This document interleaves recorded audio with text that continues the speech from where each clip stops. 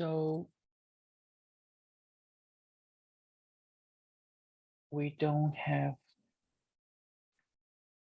new members to join for now.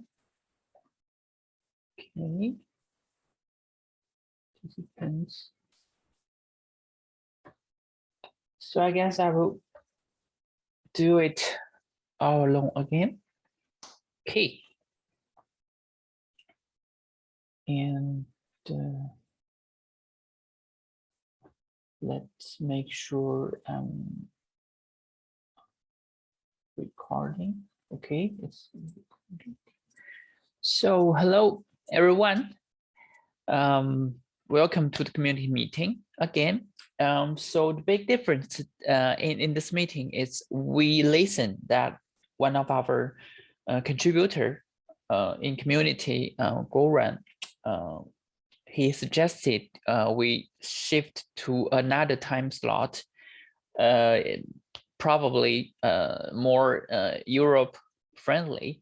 So we switch to this time slot. So in case anyone you would like to propose new time slot that you that otherwise is blocking you from joining the meeting, just let us know in the Slack channel, so we can change you may probably to make more people with a higher probability to join. So agenda as usual, we will introduce the new member, which we don't have to in this time. I will update you the project news, and I will give you an ad hoc topic. This time is again for me. And if someone is joining, we can have a sync discussion and the QA section. So again, we will put the information in this Etherpad, and it's also in our meeting wiki in our GitHub. And we will have this meeting bi-weekly, so anyone can bring their proposal, stories, or topics here previously before any meeting, and just let us know. And so since last 2 weeks, we have a couple of major PRs merged, and I will give a brief introduction on some of them. So this time, most of them, all of them are for Nebula Graph, the core part. So this one comes from the Wu Xiaobai 24, which is our first time contributor. Welcome to join the community. And he helped us to introduce a new function named extract. So this extract will literally extract the substring that match the regular expression from a given string of a variable, and yeah, you can do it. And afterwards, it should be list returned. So this is the first one, and we have a bunch of optimizing and refactor related PRs merged in last 2 weeks. So this one is related to find path, and this refactor helped reduce the memory usage in the allPath and multiple pair shortest path. And also it reduced the data copying by integrating the conjunction path into the path of operator. So if you're interested, just check out this PR. So it's not the only one that helping our find path performance. So this is another PR that's making Nebula Graph is more disk fault tolerance when it comes to data path, multiple data path awareness. So initially we assumed every instance have only one one block device mapped, but it turned out in some bare metal case, some user will plug like 10 different disks in one big server. But in that case, previously we didn't handle that so well, and now it's optimized. It's better now. Another thing is that we know that since 3.0, we have changed the service discovery mechanism, and we introduced an actual step to you have to explicitly add hosts to enable a storage instance after it's registered automatically registered to meta D. The user should give add hosts and the address of the storage to explicitly make it activated. Otherwise, it cannot be used. The data cannot be balanced to it. And now, it will be silly if you are running a single server where we put the storage and the graph D in one service, and we know it's running only one server, so the storage instance in that case should be added automatically, and we bring this possibility with the optional with the configuration in this PR. And this one is another refactor case, and it's related to all the optimizer. So now with this PR, the optimizer is actually changed the specific plan from one to another to make it more optimal. And previously, all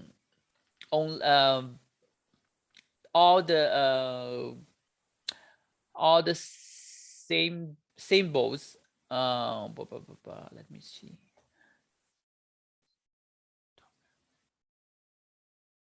Okay, now we only release symbols of top layer nodes in all matched nodes. When it comes to nodes, it means the operator, the planned operator to be optimized in the optimizing role. So if you are interested in the details, please check out this PR. So it's actually quite underlying part of the graph D part. The last one is another operator, but it's only related to the path, find path operator. And this refactor helps remove the redundant paths, so it will reduce the time complexity. It will improve performance in a good way. So the author of this PR even put a performance before and after in the description. So be sure to check out it if you're interested. So please expect find path performance improvements in upcoming release. When it comes to upcoming release, we will come to another major another medium release, which is 3.1, and ideally it will be released in 1 or 2 weeks. Yeah. So I think we finished the project heartbeat part. Then I would like to give the ad hoc topic today, and it will be presented by me again. And hopefully we will have more contributors to share their ideas and their sparkles on Nebula Graph. And today it's about Spark. And the trigger that I would like to share this is I would like to doing some pre-study on bring the PySpark support. But during the study, it turned out it can be done without code change. So it's just some tweaks when we are leveraging the PySpark with the Nebula Spark connector. And I will share that in this topic later. So everything is already covered in my blog. So please check out this URL. This article covers everything that I will introduce in this topic. And this is the article, and you can check the TOC here. And now I will present it in another slide.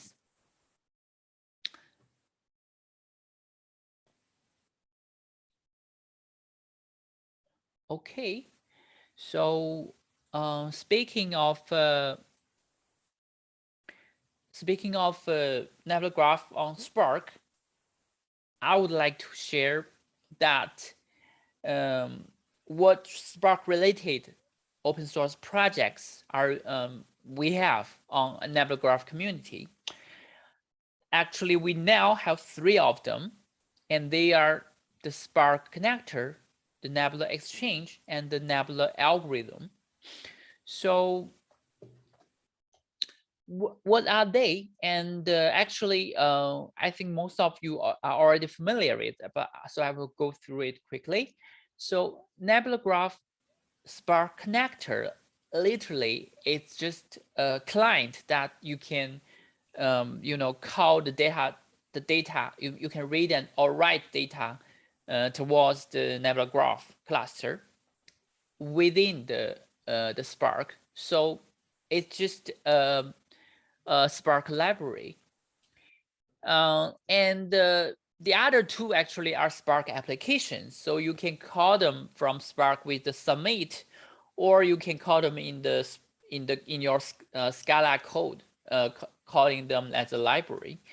And underlying, they are leveraging the abilities of the Nebula Spark connector actually. But what are they? What's Nebula-Exchange? And Nebula-Exchange, it literally means an application you can exchange data towards Nebula Graph. That's saying that you can read data from MySQL, from PostgreSQL, from ClickHouse, from Hive, from HBase, etc. There are more than 10 of different data sources already supported out of the box now, and you can contribute or request more of them. So with leveraging Nebula-Exchange, you can consuming data from those different data sources and write them into Nebula Graph. And that's only one of the paths. Please be noted, there is another writing path to Nebula-Exchange that you can also optionally generate the underlying RocksDB SST files, and that will enable you to leveraging the Spark cluster to help you sorting the data in a cheaper way to be ingested into Nebula Graph. And like when you have daily massive data like hundreds of billions of edges or vertices every day, and you want to offline batch import them, so SST with the Nebula-Exchange is your is the go-to tools that you are seeking for, because it will be much faster than you directly writing to Nebula Graph cluster. But in the normal side, when I say normal for Nebula Graph, it's already a huge data volume. So only when you're writing direct to Nebula Graph cannot fulfill your requirements, then you go for the SST writer. I will give a more detailed introduction later. So the final one is the Nebula Algorithm. So literally, it means you can leverage this tool to run the graph algorithm on top of the Nebula Graph. So you can, so in your Spark cluster with this Nebula Graph algorithm project or package, you can run like PageRank, LPA, etc. Algorithm, and this algorithm will scanning for the graph data when it needed from the Nebula Graph and load it into the memory and make the iteration on this algorithm execution inside of your Spark cluster. So it comes with a couple of different algorithm out of box, and you can actually modify the algorithm either on how it's computed or how the data was output. And you can also introduce your new algorithm when the existing one cannot fulfill yours. So you can upstream and open sources to our community. And that's basically short introduction of all the 3 different projects. I hope you make more sense on what they can do and what they are. Regarding of the Spark connector, so this is the GitHub repo, and this is documentation. And here I just gave the latest released version of 3.2.0. So this is the core version, and the corresponding algorithm documentation is just here. And you can download this binary jar package in the central repository of Marvin in this URL. And for sure, you can still compile it for yourself and clone this code in the code base, right? And and here is the code examples and how you could call Spark connector in our Scala code. So it's actually a path in the code base. And I would like to give you a brief demo that you can check more details in my blog post. So this is a simple example on how you would like to read vertex from a Nebula graph in Spark. So all you need to do is to put the information that the Spark read.nebula would like to know. Like the first config is telling how the Spark can reach out to your Nebula cluster. So like here you are providing the metad instances here. And the second configuration here is actually telling the reader or the Spark reader which space and which label. Here label refers to Nebula graph vertex tag. And the properties of this label you want to scan. And if you want to sample with a limit, you can provide it. Or if you omit it, it will scan the whole tag or the whole label of this graph.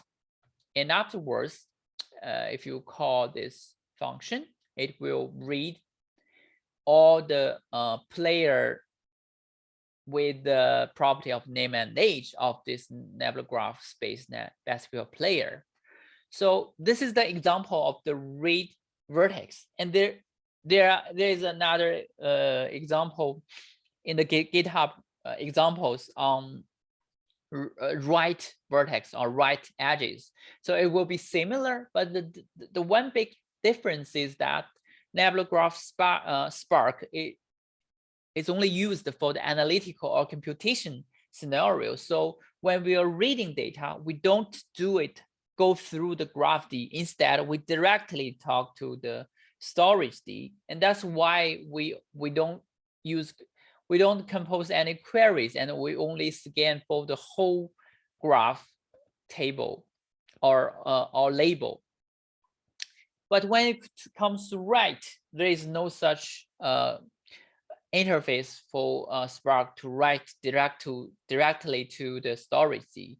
Instead, it will generate in certain batch sets of the ngql insert queries, and in this time it will call to the graph D. So you will need to provide with graph address, something like that in the configuration, and then you call the write interfaces. I'm not going to go through that, but it should be similar.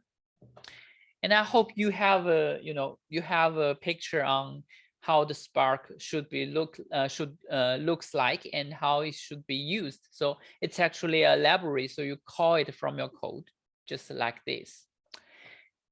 And then we can hands-on it. I'm not going to demo it on the fly here, but ideally you can run smoothly without any actual environment preparation, just following steps in my following specs in my own post. So I picked some of the lines, the major lines. So I assume that you have a Linux server with internet connection. So, and it's better that you already have the Docker and Docker Compose pre-installed. Even you didn't, you can do with this one-liner, this core one-liner powered by Nebula Op. It's a script I created to help you try Nebula Graph in one command. And afterwards, you should load the graph data with the Nebula Graph console. And this is covered by the introduced by Nebula Op. So you can do this in one line to get into a container with the Nebula Graph console installed. And with this line, you will access to the Nebula Graph with the console. And you should firstly to do this every time you create a new 3.0 cluster, you have to do add host.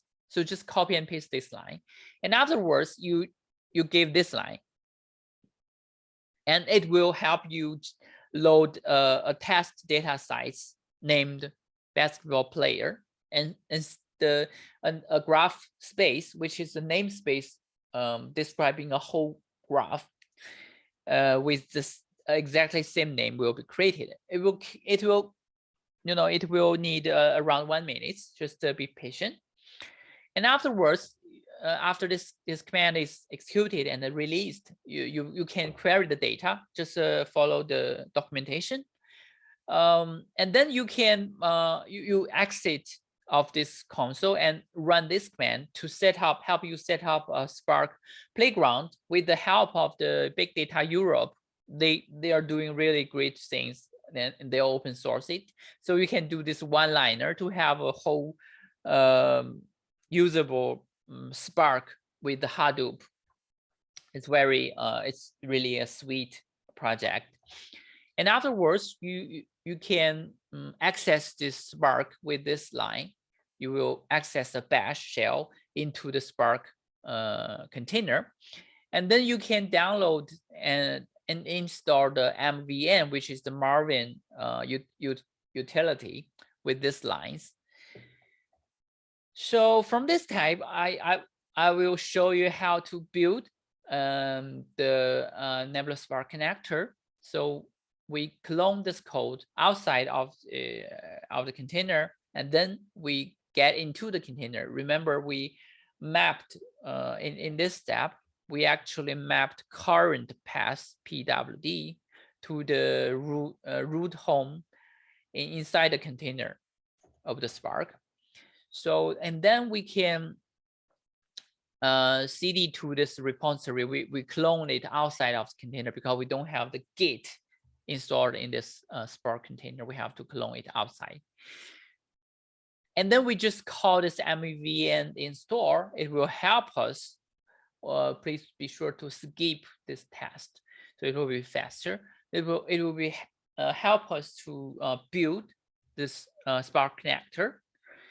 And then inside this repo, there is actually a Spark connector reader example code. It comes with all the needed dirty things. You don't have to create your POM XML file. You just reuse what the repository already provide you inside of the example path. And then you can change the code of this file, because the example provided in this repo is not based on the data set I just created by default. So I make it smaller and easier for you to understand and try it. So you just change this and actually in this article I put more information. So this is the code of this reader part. So you can see inside it, the main things is this function called the read vertex. So it will read the vertex and edges for you, and and with this, and with this file being changed as the, so with this file being modified with vi, you can then build this example code. So you cd into the example folder and run the mvn again. And after a couple of seconds, you will have example -3.0 snapshot.jar. So this is the example code you already built.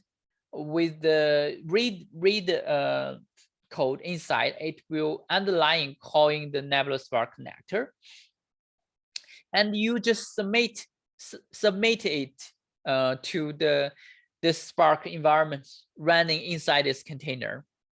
And you can see the class name is the vSoft example connector Nebula Spark reader example, and that's exactly the class name of this file. So afterwards, you will see it won't take you too long because it's quite small graph, and you will see the graph data will be read, scanned, and printed in your output. So you actually run your own code calling the Nebula Spark connector. And congratulations. Another thing I want to share here, that normally Spark speaks Scala, but Spark comes with the Python support and R support. So I spent some time to make the demo, end-to-end demo, working on the PySpike, which is the Python spike. So underlying Python spike is just making internally, it's making a Py4j, making a Java layer compatible, communicating with the Python layer. So that enables us to actually call the Nebula Graph Spark connector. Spark connector is a Scala and will be built compiled into a jar, which is a JVM binary bytecode. And with the help of the PySpark, everything already provided by PySpark, you can do that in your Python.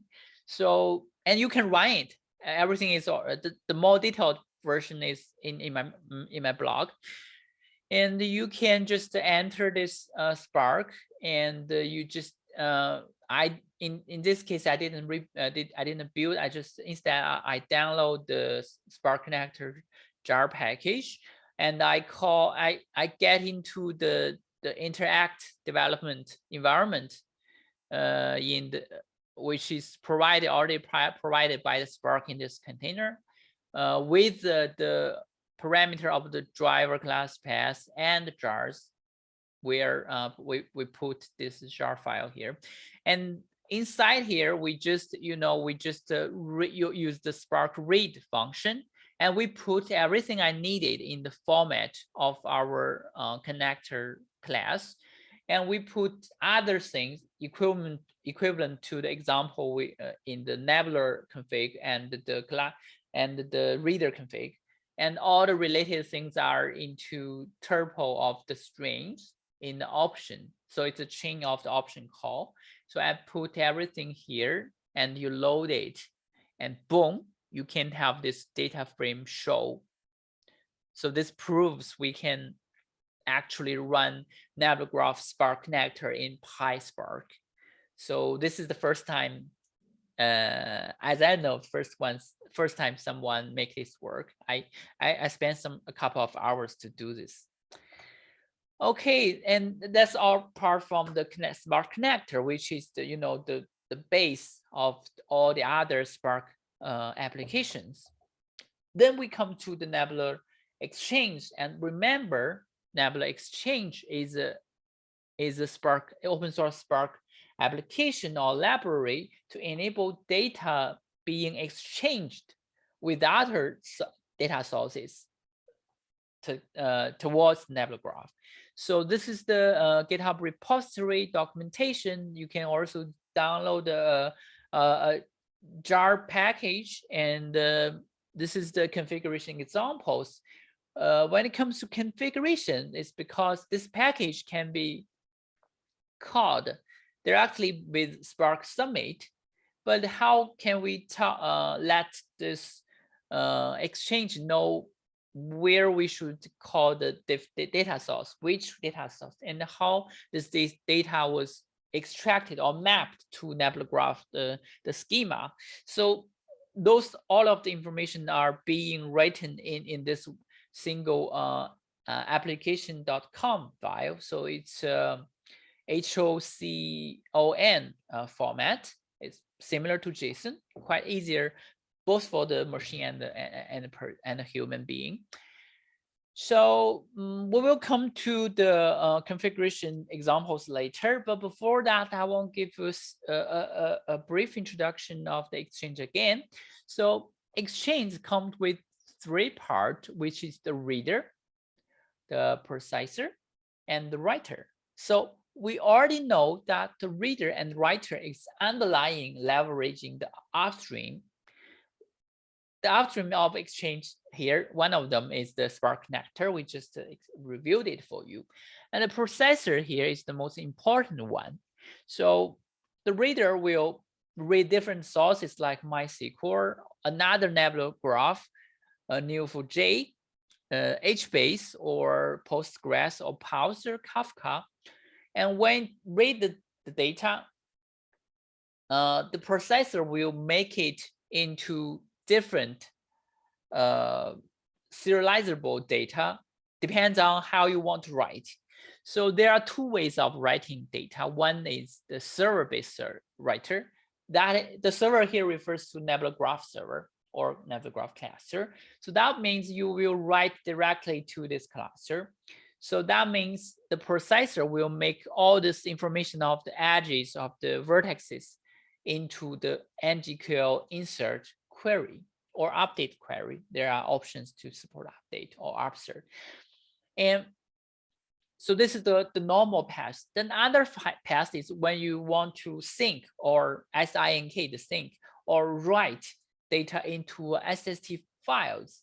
So in that case, SST processor come into work. The SST will read the information from the Nebula Graph on the fly and then sorted your data and make it into the Nebula Graph underlying SST files and put it in your HDFS centralized storage endpoint. You know, it's being processed in parallel and will be writing to a one centralized place. And afterwards, you just you can download those SST file from the Nebula Graph storage D. There is a command named download, and that will require you have the HTTPS client in your storage D. And then it will download the needed SST file there, and you will give a command named ingest. It will side load your SST file generated by the Exchange and write it to Nebula Graph. So that basically that's the whole process of the Exchange, how it works. So everything you want to let Exchange know will be reflected to the configuration files. So this is a hands-on example on how we will exchange data from one of the source. Here is the simplest, which is the CSV file, and it's very smaller, only with 2 lines and 3 columns. One column is the vertex ID, and the second column is the name property called the name, and the third column is the age. And we want to exchange data or information from this source into our Nebula Graph. So we will make a configuration here, something like this. There will be more lines, but the major ones are, one is from the Nebula part. You tell the Exchange where to write, which cluster, the user, the password, graph address, and the metadata address. And another thing is on how you want to map your data source. Here, our source is CSV. And of course, we will sync or write data with the client. The client means Nebula Graph client, GraphD client. And this is the file, the path of the file. You can use the file schema, or you can choose other storage like HDFS schema. And you should let the Exchange know how the different columns will be reflected to the Nebula schema. So here, in this example, we have C1. C1 here means, so the column index started from 0. So C1 refers to the full bar or another name column. C1 refers to name, and C2 here, 24 and 21, 23 and 21 refers to age. And the C0 here, player 800, it will be reflected to the vertex. So this means the vertex ID. So it will be similar when it comes to edges. So just different way, you just put in corresponding needed information here. So after we have this configuration, we can do it our own. So everything I put in the post is runnable. You can do it. You can reproduce in your own Linux environment with the internet, and that's all it needs. So you enter the Spark container, and you cd to the root path, and you download the Exchange jar package. But instead, you can also build it on your own. And then you just create a configuration file, something like this, but the full version of this configuration file is already in my blog post. Just to refer to it. And then we just, you can see we have the configuration file. We have this, the data source, in the configuration, we put this in the files, and that means it will be in the local folder when you're calling the Spark. But normally it should be something on top of the HDFS, but I'm just, just demo it. So you have all three of the files here. So we call it with Spark submit, and this is the cluster name, local. And this is the class name of the Exchange. And this is the jar package. And this is the configuration that you will tell this Jarvis you want to find everything, the context and the information from this configuration file. And boom, it will help you exchange data from CSV source to Nebula Graph. And that's all from the Nebula Graph, from the Exchange part. Then we come to the final one, which is the algorithm. So in this case, I'm not going to walk you through how to do it, how it's running on the fly. And as usual, this is the code base, documentation, and jar package. And actually, you can call the Nebula algorithm either from Spark Summit or from the library. So in different case, you follow the configuration and the code example. So when we are calling the algorithm with submit, it's easier. You don't have to write code and build code, but you can only leverage what algorithm provided you out of box. That is only the provided algorithm and a predefined output format. So you cannot change actual things to be output or different format of the output of the algorithm, but actually and that's how it is. But all the configuration configurable things you can put are in one configuration file, similar to when we are doing it for Exchange. And I actually put another post regarding how we want to set up a Nebula Graph and the algorithm in container, and how we want to import a live journal data set into Nebula, and how we want to run the PageRank on top of that. So this is just, if you're interested in how you want to run it your first time, you can follow my blog post of this URL. But when it comes to library, if you want to calling the Nebula Graph algorithm from your Scala code. And that brings you more flexibility to, you can customize how this algorithm are running. You can change the steps. Maybe some of the details cannot fulfill your requirements. You want to modify it, and or even in other case, you want to modify the output of the specific algorithm. You can do that. You have more control. And the example is already provided in the Nebula Graph algorithm code base. That I'm not going to show it here. And I think that's more. That's all from my part for this topic. Okay, so we're back to here. Okay, and then sorry, I used too much time this time. So then we just finished the ad hoc topic. Finally, please be sure that please be known that we will have the meeting 2 weeks later, and be sure to subscribe and register this meeting in Google Calendar and Zoom. So everything is in our wiki page and of the GitHub repo of Nebula. And also another thing I want to remind you is we just launched Nebula Graph Cloud on the Microsoft Azure in the marketplace. So you can search graph database in the portal of the Azure. You will find this Nebula Graph Cloud. So it's still in open beta. It's quite cheap. So welcome to try it out. And that's all from today. So thank you. See you next 2 weeks. Bye-bye.